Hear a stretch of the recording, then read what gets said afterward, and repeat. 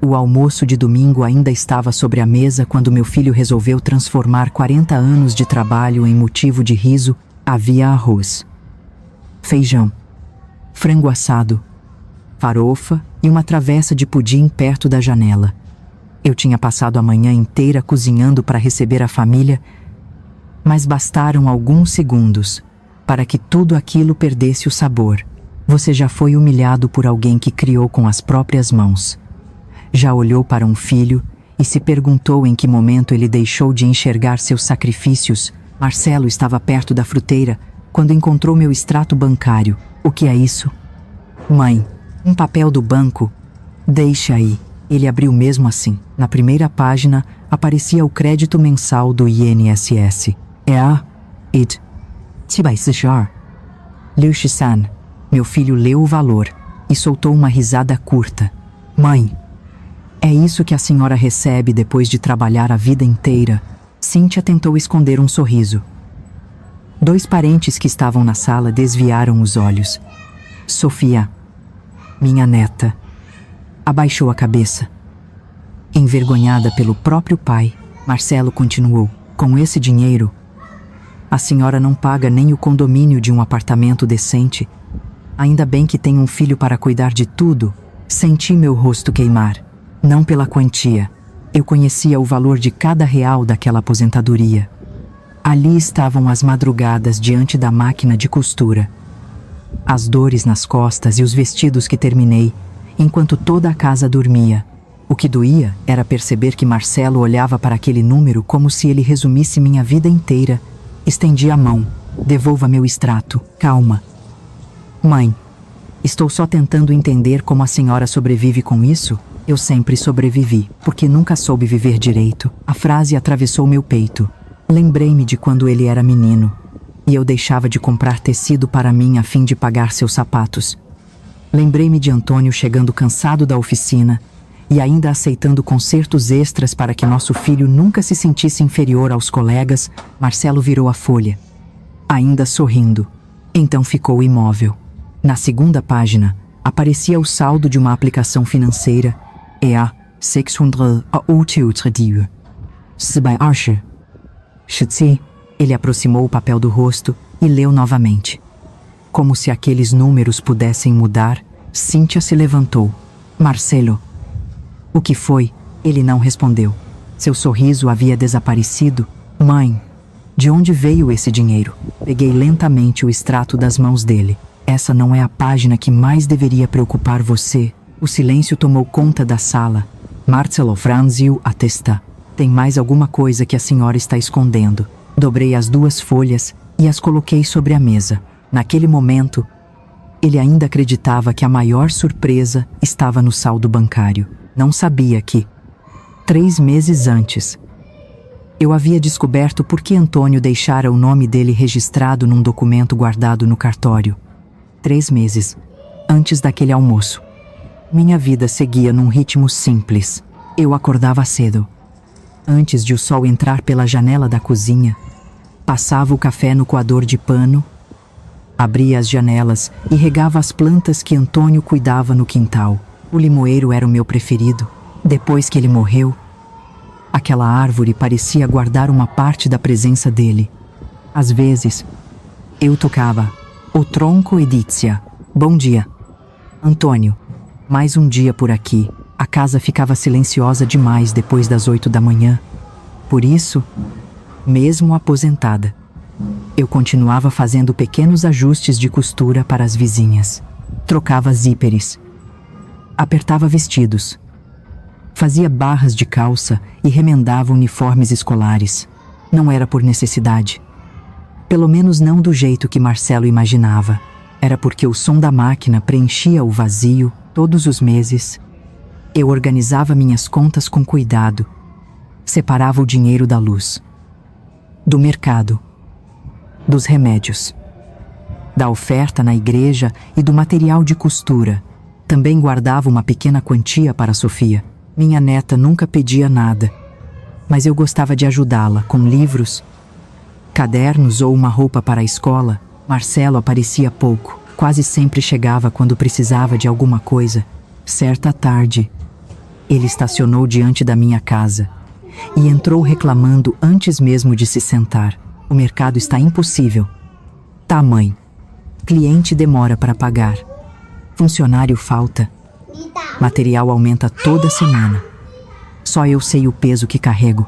Coloquei café e pão de queijo sobre a mesa. Coma alguma coisa. Você está abatido. Ele pegou um pão, mas seus olhos ficaram presos na pasta onde eu guardava meus documentos bancários. A senhora ainda organiza tudo sozinha. Organizo. Não acha arriscado. Arriscado por quê? A senhora já está com idade. Deveria deixar alguém mais novo cuidar das suas contas. Parei com a xícara no meio do caminho. Eu ainda sei pagar meus boletos. Não estou dizendo que não sabe. Estou dizendo que pode ser enganada. Tem muito golpe por aí. A voz dele era calma, quase carinhosa. E talvez por isso tenha me incomodado ainda mais. Enquanto eu estiver lúcida, cuido da minha própria vida. Marcelo sorriu. A senhora leva tudo para o lado ruim. Depois começou a falar da casa. Perguntou quanto eu pagava de imposto. Se o seguro estava em dia e onde eu guardava os documentos do imóvel. Seu pai sempre cuidou dessas coisas. Respondi. Pois é. Agora ele não está mais aqui. A frase veio seca. Fingi que não tinha doído. Antes de ir embora, Marcelo caminhou até a porta. Então se virou como quem havia esquecido uma pergunta sem importância. A senhora ainda usa a mesma senha do banco que o pai ensinou. Senti um frio nas costas. Por que quer saber? Ele riu? Só curiosidade. Se acontecer alguma emergência, alguém precisa conseguir ajudar em uma emergência? O banco sabe como me atender. Marcelo ficou me olhando por alguns segundos, depois respondeu. Claro. Mãe, como a senhora quiser. Vi meu filho entrar no carro e partir, naquele dia, pela primeira vez. Tranquei a pasta de documentos dentro do armário, mas eu ainda não sabia que ele já havia começado a procurar outra maneira de chegar às minhas contas. Quando Marcelo perguntou pela senha do banco, tentei convencer a mim mesma de que era apenas preocupação de filho, mas naquela noite, sentada diante da máquina de costura, comecei a lembrar de tudo que Antônio e eu havíamos feito por ele. Eu comecei a trabalhar ainda menina. Aos 14 anos. Ajudava uma tia numa pequena oficina de costura. Aprendi primeiro a separar linhas, depois a fazer bainhas e, por fim, a transformar pedaços de tecido em roupas que outras pessoas usariam em dias importantes. Depois que me casei, Antônio trabalhava numa oficina mecânica durante o dia. Eu costurava uniformes escolares até depois da meia-noite. Nossa casa vivia cheia de barulho, o motor da máquina, as ferramentas dele e Marcelo correndo pelo corredor. Quando nosso filho decidiu estudar numa faculdade particular, fizemos as contas muitas vezes. Não vai dar, eu disse. Antônio ficou olhando para o caderno. Vai dar. Sim, só não vai sobrar nada. Vendemos o carro e cancelamos uma viagem que planejávamos havia anos. Eu também vendi as pulseiras de ouro que tinham pertencido à minha mãe. Marcelo ficou preocupado quando soube. Mãe, não precisava fazer isso. Segurei o rosto dele. Filho não pode pagar pelo fato de os pais serem pobres. Eu acreditava nisso com toda a força. Mais tarde, quando ele decidiu abrir uma empresa de reformas, Antônio já havia se tornado sócio de uma pequena transportadora.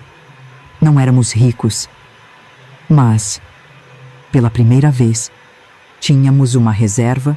Marcelo chegou animado, carregando plantas, orçamentos e promessas. Pai, se eu comprar os equipamentos agora, em um ano devolvo tudo. Antônio retirou dinheiro da empresa. Eu usei parte das economias guardadas durante décadas. Depois veio a entrada do apartamento, depois uma dívida antiga, depois outro equipamento. Ao todo, entregamos R$ 180 mil. Marcelo sempre dizia, assim que a empresa melhorar, eu devolvo, mas nunca devolveu. Quando eu perguntava, Antônio respondia, deixe. Um dia, ele vai entender. Mesmo assim, percebi que meu marido começou a mudar. Ele anotava valores, guardava comprovantes e fazia perguntas que antes não fazia. Certa noite, encontrei-o sozinho na cozinha, organizando papéis. Você está desconfiando do nosso filho. Antônio demorou a responder. Não estou desconfiando do amor dele. Estou desconfiando da forma como ele passou a enxergar o que é nosso. Poucos meses antes de adoecer, ele me chamou para conversar no quintal. O limoeiro ainda era pequeno. Antônio parecia cansado, mas sua voz estava firme. Lúcia, nossa aposentadoria do INSS não vai ser grande, mas você não vai depender da boa vontade de ninguém. Achei que ele estivesse falando da casa quitada. Eu sei me virar. Isai, o problema é que você confia demais. Quando alguém diz que precisa de ajuda, ele tirou um cartão da carteira e colocou na minha mão. Dr. Álvaro Mendes, advogado. Guarde isso. Para que, se um dia Marcelo pedir uma procuração, tentar cuidar das suas contas ou rir da sua aposentadoria, procure o Álvaro antes de assinar qualquer coisa. Fiquei ofendida. Ele é nosso filho. Antônio baixou os olhos. Justamente por isso eu espero estar enganado. Depois que ele morreu, guardei o cartão no fundo de uma gaveta. Durante quase 3 anos, não procurei o advogado. Até o dia em que Marcelo apareceu em minha casa com uma pasta nas mãos e uma procuração pronta para eu assinar. Marcelo chegou numa terça-feira acompanhado de Cíntia. Os dois entraram falando de segurança, como se tivessem ensaiado. Mãe, uma senhora sozinha numa casa desse tamanho corre risco, ele disse. Olhando para as janelas e a escada dos fundos, Cíntia completou. Esse telhado já deu problema. Quintal dá trabalho. Imposto aumenta todo ano. Passei o café. Eu não estou carregando a casa. Estou vivendo nela. Marcelo suspirou. A senhora leva tudo para o lado sentimental. Foi aqui que seu pai criou você. Ele me olhou sem delicadeza. Pai morreu. Mãe, a senhora precisa parar de viver no passado. A frase caiu entre nós como um prato quebrado. Nepal. Uma fotografia mostrava Antônio segurando Marcelo ainda menino. Meu filho não percebeu que, ao desprezar aquele passado, também desprezava o que havia recebido dele. Então apresentou o plano vender a casa, comprar um apartamento pequeno perto deles e deixar o dinheiro restante sob sua administração. Assim a senhora não se preocupa com nada. Eu cuido das contas e dos investimentos. E eu cuido de quê? Da sua saúde, tranquilidade sem poder decidir. Nada não é tranquilidade. Cíntia tocou o braço dele. Dona Lúcia, não queremos tomar nada. É só organização. Mas o assunto sempre voltava ao valor do terreno, ao dinheiro que sobraria e à rapidez da venda. Dias depois, Marcelo retornou sozinho com uma pasta preta. Trouxe papéis simples. É para emergências. Espalhou várias folhas sobre a mesa e falou depressa sobre banco. Hospital e documentação do imóvel. É uma autorização para eu representar a senhora. Peguei os óculos. Eu preciso ler. É documento padrão. Na segunda folha, entendi que ele poderia movimentar minhas contas e tratar de assuntos imobiliários. Aqui diz que você pode administrar meus bens, só se for preciso. E quem decide quando é preciso? Marcelo fechou a caneta com força. A senhora não confia no próprio filho. A pergunta doeu porque foi feita para doer. Assinei 2 folhas de cadastro, mas empurrei a procuração principal de volta. Esta eu só assino depois de falar com alguém. O rosto dele mudou. A senhora complica tudo. Complicar é diferente de me proteger. Ele guardou papéis. Depois não diga que eu não tentei ajudar. Na manhã seguinte, o telefone tocou enquanto eu regava o limoeiro. Dona Lúcia, aqui é da imobiliária. Estou confirmando a visita do casal interessado na sua casa. A mangueira escapou da minha mão. Minha casa não está à venda. A corretora ficou em silêncio. Mas o senhor Marcelo informou que a autorização seria apresentada nos próximos dias. Olhei para a porta por onde meu filho havia saído. Compreendi que a procuração não era para uma emergência, era para transformar a minha vontade em um detalhe. Desliguei o telefone da imobiliária e permaneci parada na cozinha. A corretora tinha sido educada, mas cada palavra dela confirmava aquilo que eu ainda tentava negar. Marcelo havia começado a vender minha casa antes mesmo de conseguir minha assinatura. Quando ele apareceu naquela tarde, coloquei o telefone sobre a mesa, uma corretora ligou. Marcelo não demonstrou surpresa. E daí? Ela disse que você mandou fotografias da minha casa. Ele tirou as chaves do bolso e falou como se eu estivesse reclamando de algo pequeno. Eu estava apenas adiantando o processo. Que processo? Marcelo, eu não autorizei venda nenhuma. A senhora nunca decide nada. Se eu não tomar iniciativa, essa casa vai cair em cima da sua cabeça. Olhei ao redor. O telhado precisava de reparos. Era verdade. A tinta da sala estava antiga, mas aquela casa não estava caindo. Quem estava tentando derrubar alguma coisa era ele. Você falou para a imobiliária que eu concordava. Eu sabia que a senhora acabaria entendendo. Então minha opinião só vale quando combina com a sua. Cíntia, que esperava perto da porta, entrou na conversa. Marcelo está preocupado com a senhora. Em vez de brigar, deveria agradecer. Agradecer porque ele anunciou minha casa escondido. Ela cruzou os braços. Dona Lúcia, não precisa tratar seu filho como inimigo.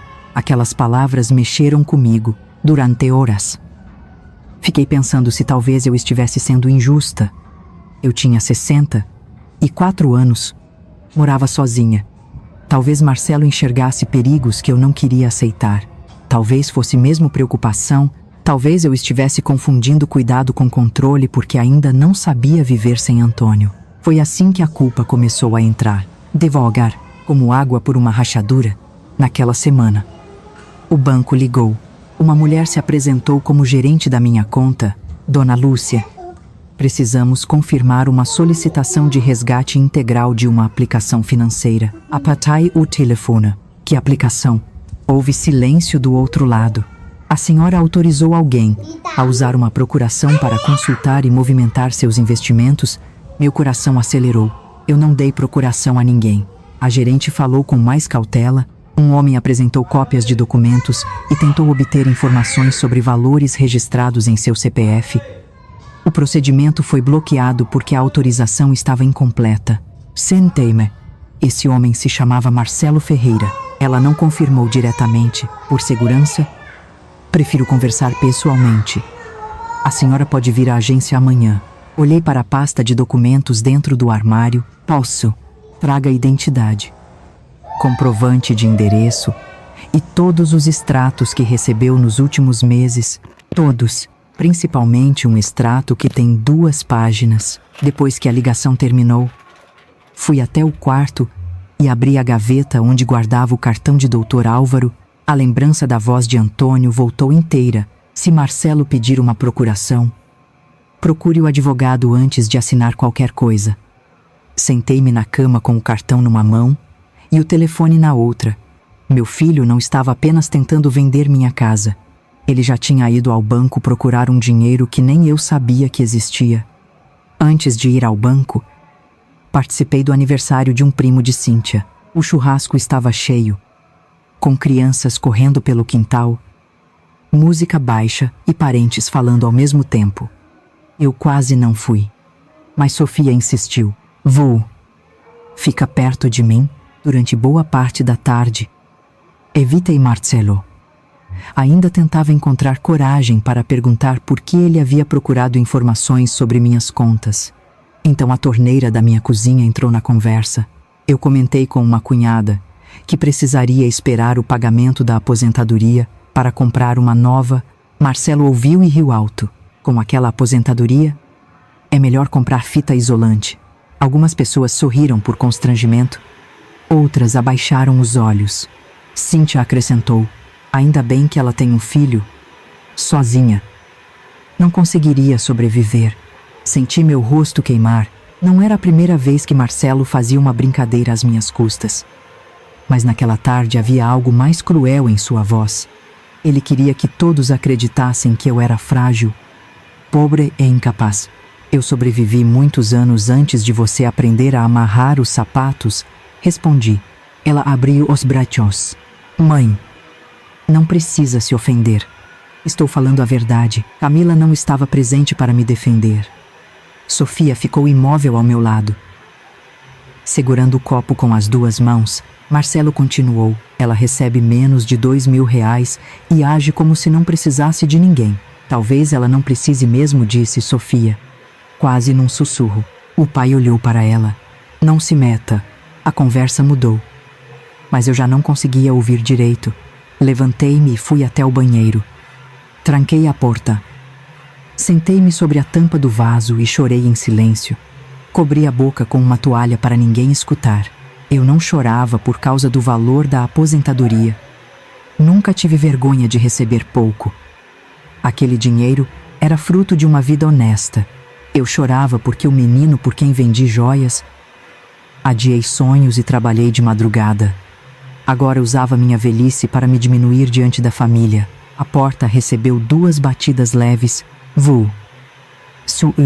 Abri. Sofia entrou e fechou a porta atrás de si.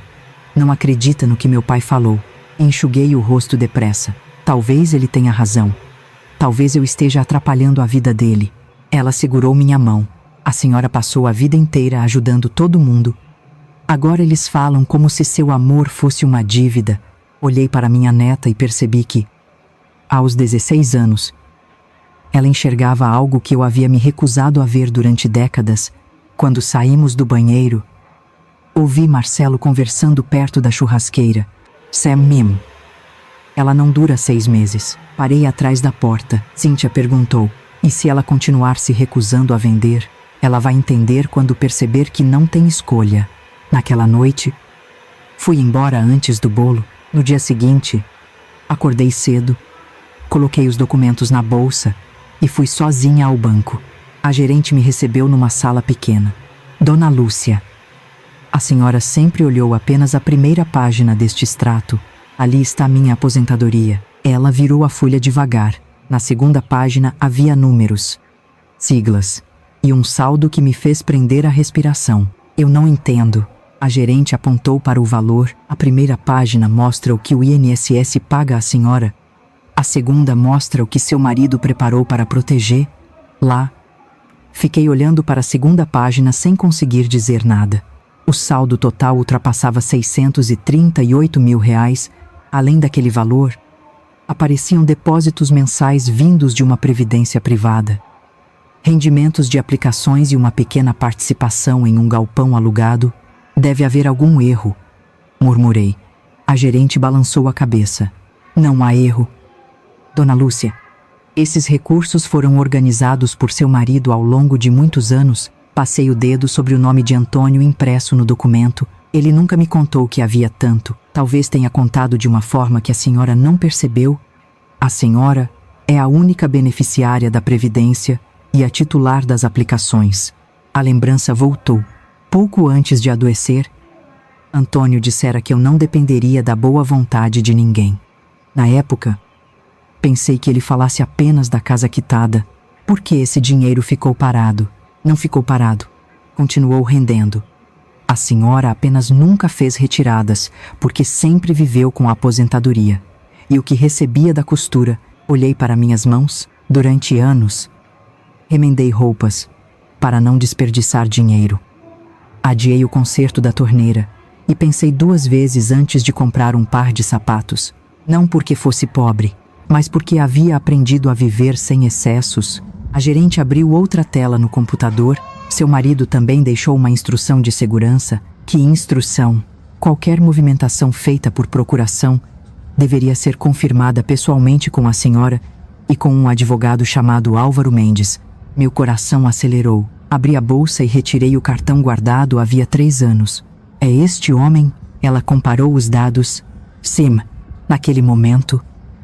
Entendi que Antônio não havia apenas deixado dinheiro, ele havia deixado proteção. A senhora sabe se meu filho tentou retirar esse valor? A gerente escolheu as palavras com cuidado. Houve uma tentativa de consulta e resgate integral usando documentos incompletos. O banco bloqueou antes que qualquer transferência fosse feita. Fechei os olhos.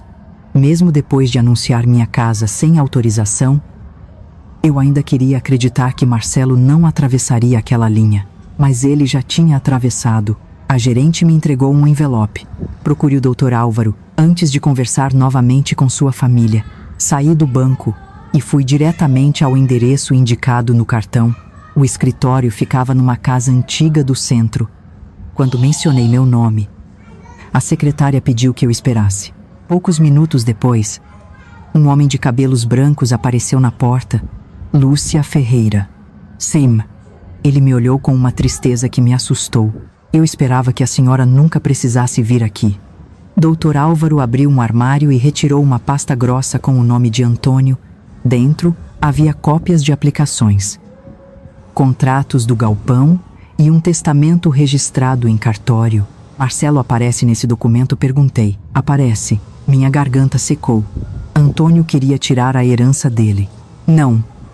Seu marido respeitou aquilo que a lei garante ao filho, mas também registrou tudo o que vocês já entregaram a Marcelo em vida. O advogado colocou sobre a mesa recibos, transferências e documentos assinados.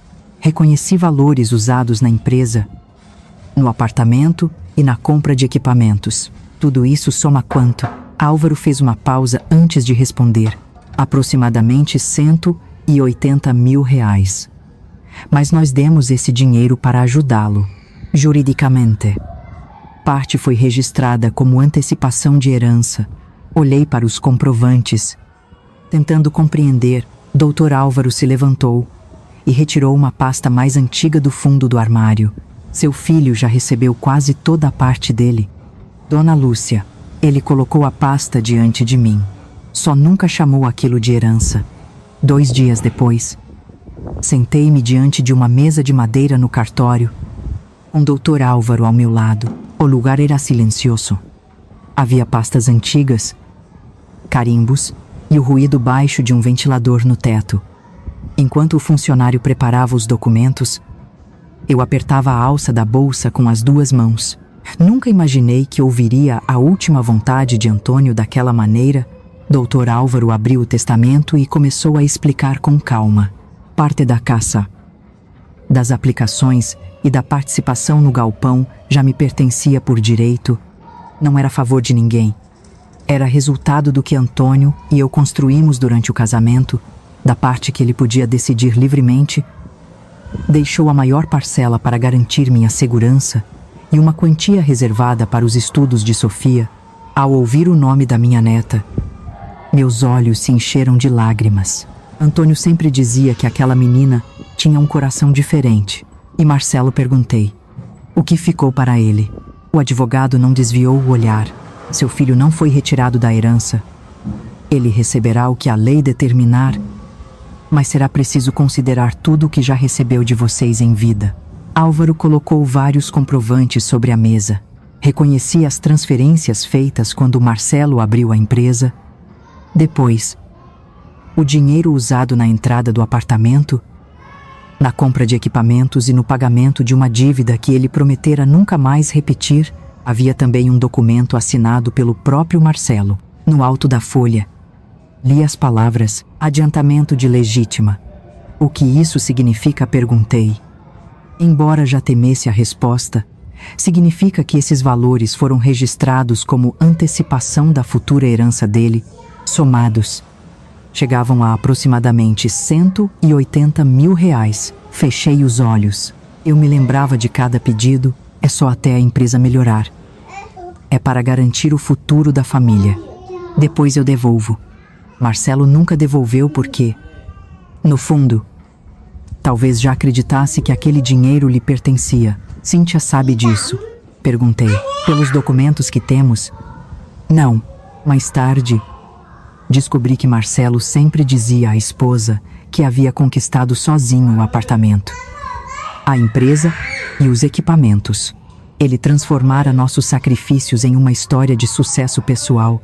Dr. Álvaro retirou então uma carta escrita à mão. Reconheci a letra de Antônio antes mesmo de ouvir a primeira frase. Lúcia nunca mediu o amor pelo dinheiro que entregou. Meu medo é que Marcelo confunda generosidade com fraqueza. Minha respiração falhou. O advogado continuou. A aposentadoria dela será pequena. A dignidade dela? Não. Baixei a cabeça e chorei. Não pelo dinheiro. Chorei porque Antônio tinha enxergado um perigo que eu me recusara a admitir. enquanto eu acreditava que proteger Marcelo era uma forma de amor. Meu marido temia que nossa bondade ensinasse ao filho que ele podia tomar tudo sem pedir. Quando a leitura terminou, Dr. Álvaro guardou a carta. Mas não fechou a pasta. Ainda existe um registro recente que a senhora precisa conhecer. Ele colocou sobre a mesa uma certidão emitida poucas semanas antes. Meu coração apertou ao ver o nome de Marcelo. O que ele procurou aqui? Álvaro apontou para a solicitação. Seu filho veio ao cartório perguntar se poderia vender a casa enquanto a senhora ainda estivesse viva. Fiquei olhando para aquela linha. Naquele instante, compreendi que Marcelo não estava apenas esperando receber uma herança, ele já procurava uma forma de tomar posse dela antes da minha morte. No domingo seguinte, preparei o almoço como sempre fazia: arroz, feijão, frango assado, farofa e o pudim que Sofia gostava. A mesa parecia igual às de tantos anos, mas eu já não era a mesma mulher. Dr. Álvaro estava sentado perto da janela. Eu havia pedido que viesse porque sabia que, sozinha, talvez Marcelo encontrasse outra maneira de transformar a verdade em confusão. Foi então que ele encontrou o extrato perto da fruteira. Primeiro, riu da aposentadoria. Depois virou a folha. Ao ver os R$638, Siba Archer, Schutzi, seu rosto mudou. Mãe, por que a senhora escondeu esse dinheiro? Peguei o extrato das mãos dele. Eu não escondi. Eu nem sabia quanto havia. Marcelo apontou para a segunda página. Isso não aparece do nada. Não apareceu. Seu pai construiu essa reserva durante anos, trabalhando, economizando e pensando no dia em que eu pudesse precisar de proteção. Cíntia puxou a folha para perto. Antônio deixou tudo isso para a senhora. Deixou segurança. O dinheiro é apenas uma parte dela. Marcelo tentou suavizar a voz. Mãe, eu só estava preocupado. Se soubesse disso, poderia ter ajudado a administrar melhor. Camila, que acompanhava tudo em silêncio, respondeu: há 5 minutos você estava rindo dela. Ele fingiu não ouvir. Mãezinha, nós somos uma família. Não deveria haver segredos entre nós. Abri a pasta que Dr. Álvaro levara. Coloquei sobre a mesa o testamento, os comprovantes dos R$180 mil, a tentativa de resgate bancário e a certidão do cartório. O sorriso de Marcelo desapareceu pela segunda vez. Cíntia pegou o primeiro documento. O que é isso? O dinheiro usado na empresa, no apartamento e nos equipamentos, explicou Álvaro. Tudo registrado como adiantamento de herança. Ela virou-se para o marido. Você disse que nunca recebeu nada dos seus pais. Não foi assim. Aquilo foi ajuda. Dr. Álvaro apontou para a assinatura. O senhor assinou reconhecendo exatamente o contrário. Marcelo começou a falar depressa. Disse que o pai nunca havia explicado, que os papéis eram antigos, que ele não lembrava do conteúdo. Então Cíntia encontrou a cópia da tentativa de resgate. Você foi ao banco mexer no dinheiro da sua mãe. Eu só queria saber o que existia. Usando uma procuração incompleta, ele se levantou. Minha empresa está endividada. Eu precisava de um empréstimo. Depois devolveria tudo. Olhei para meu filho. Não era um pedido de perdão. Era mais um pedido de dinheiro disfarçado de desespero. Você entrou na minha vida procurando solução para suas dívidas. Mãe, somos uma família. Família não é senha de banco. Marcelo. Ele passou as mãos pelo rosto. Eu cometi um erro, mas posso consertar. Pode começar dizendo a verdade. Dr. Álvaro colocou outra folha sobre a mesa. Nela apareciam a data e o horário da tentativa de acesso à conta. Terça-feira, 9h17. Marcelo empalideceu. Olhei diretamente para ele. Eu também sei o que você tentou fazer naquele horário. Ele permaneceu em silêncio. Naquele momento, ninguém mais via um filho preocupado com a mãe. Todos viam um homem que havia tentado alcançar a herança antes mesmo de aprender a respeitar a mulher que a construiu. Na manhã seguinte, fui ao banco acompanhada por Dr. Álvaro. Durante anos, eu entrava naquela agência apenas para pagar contas ou retirar um pouco de dinheiro. Naquele dia, fui para recuperar o controle da minha própria vida. A gerente revogou qualquer autorização que pudesse ter sido assinada anteriormente, bloqueou movimentações por procuração e alterou minhas senhas, telefones e contatos de segurança. Dr. Álvaro também enviou uma notificação à imobiliária. Minha casa não estava à venda. Depois, registramos os documentos de propriedade e guardamos cópias da tentativa de resgate feita por Marcelo. O advogado me explicou que eu poderia procurar a polícia e levar o caso adiante, Dona Lúcia. Houve uso indevido de documentos e tentativa de acesso ao patrimônio da senhora. A decisão é sua. Fiquei em silêncio. Eu não queria destruir meu filho, mas também não permitiria que ele continuasse me destruindo. Marcelo foi chamado ao escritório 2 dias depois. Chegou sem Cíntia e sem a confiança arrogante de antes. Dr. Álvaro colocou uma declaração sobre a mesa. O senhor deverá reconhecer que não possui autorização para movimentar contas, vender imóveis ou representar sua mãe. Marcelo olhou para mim. A senhora vai mesmo me fazer assinar isso? Eu pedi que você respeitasse minha vontade. Você preferiu procurar uma forma de passar por cima dela? Eu estava desesperado. Desespero não transforma o que é meu em seu. Ele leu o documento devagar. Além de devolver todas as cópias que tinha feito, precisaria parar de dizer aos parentes que eu estava confusa ou incapaz. Também exigia a devolução parcelada de um valor recente que ele havia recebido mentindo sobre uma obra. Marcelo levantou os olhos. Eu não tenho dinheiro, então venda um dos carros. Ele ficou vermelho. A senhora sabe que preciso deles para trabalhar? Um carro é para trabalhar. 2 carros caros são para manter a aparência. Abaixei a voz. Foi você quem me aconselhou a vender minha casa quando achou que eu era pobre. Marcelo não respondeu. Assinou. Sem meu dinheiro. Precisou enfrentar aquilo que adiara durante anos. Vendeu o carro mais luxuoso.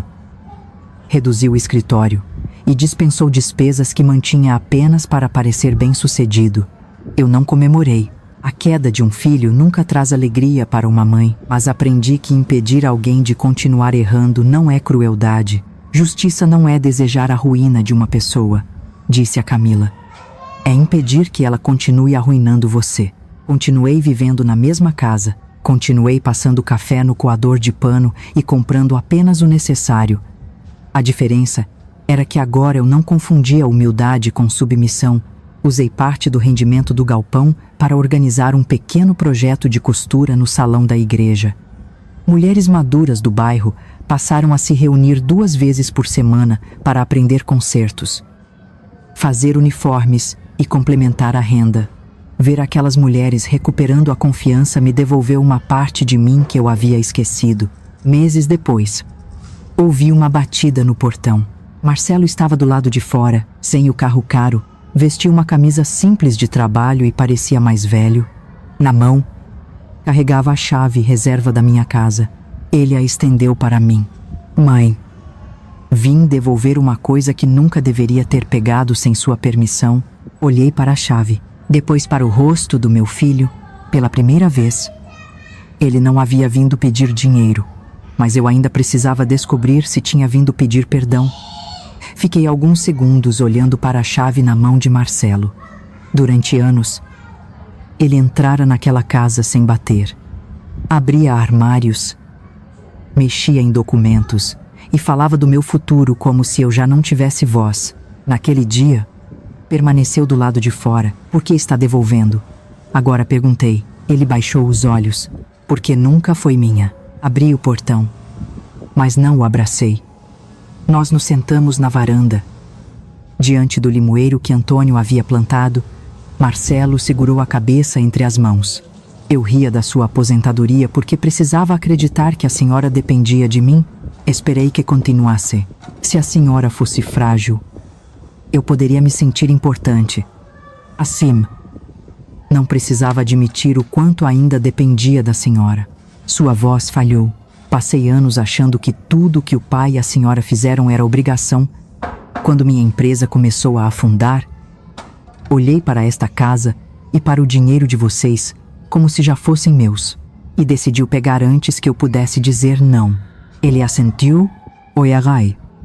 Mãe, Não sei se a senhora consegue me perdoar. Olhei para aquele homem e ainda enxerguei o menino que dormia sobre tecidos enquanto eu costurava. O amor continuava ali. Mas o amor já não podia me obrigar a esquecer. Eu posso perdoar você. Mas confiança não volta no mesmo dia em que o pedido de desculpas chega. Marcelo respirou fundo. Eu entendo. Entender não basta. Preciso ver mudança. Ele aceitou sem discutir. Nos meses seguintes, Marcelo começou a aparecer sem perguntar por dinheiro. Ajudou a consertar o telhado com as próprias mãos e pagou as primeiras parcelas do que devia. Também contou a verdade para Cíntia. Admitiu que o apartamento, a empresa e os equipamentos não tinham sido conquistados apenas por ele. Depois, sentou-se com Sofia. Eu menti quando disse que construí tudo sozinho. Seus avós me deram oportunidades que eu não soube respeitar. Minha neta ouviu em silêncio. No fim, respondeu: então agora o senhor precisa aprender. Eu mantive meus limites. Marcelo não recebeu mais chaves, senhas ou procurações. Quando precisava de ajuda, recebia conselho, não dinheiro. No último almoço de domingo daquele ano, a mesa estava novamente cheia.